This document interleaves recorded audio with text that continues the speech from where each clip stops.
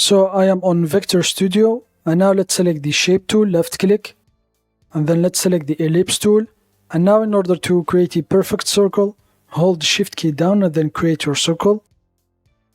And now select the Move tool, and now I'm going to center my circle here. And now I'm going to remove the fill, so left click here, and then click on this icon here to remove the fill. And now for the outline or stroke, I'm going to change it to 25 per center. And for the color, left click here, make sure to select black. And now right click on the circle, and then let's convert it into curves. Left click here to convert to curves. Now as you can see, my tool here changed from the Move tool to the Node tool. Now I'm going to select all the nodes here. I'm just going to drag over them. So here it is. I'm going to right click on one of the nodes. So I'm going to right click here, right click, and then left click on break curve. So this will create 4 curve layers. So left click on break curves. So here it is. And now I'm going to left click here on edit stroke settings. Make sure to check the scale with object, left click, and then left click on the pressure. I'm going to left click on the line here. So we have a plus icon here, left click. So this created a node here. If I bring it down, so here it is, it will change our stroke. So now I'm going to move the point here we created to the left, all the way to the left. And now I'm going to move the right point here all the way down like this. So here it is. Now as you can see, it changed our stroke here. So now I'm going to leave it here. I'm going to left click here.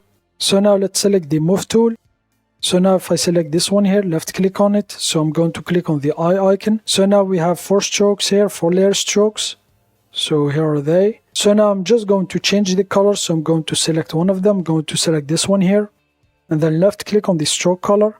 And now, for example, I'm going to change it to, for example, this one here. I'm going to change it to blue. This one here, left click on it. I'm going to left click here and then change it to red. For this one, I'm going to left click on the stroke. I'm going to change it to yellow and then left click on this one.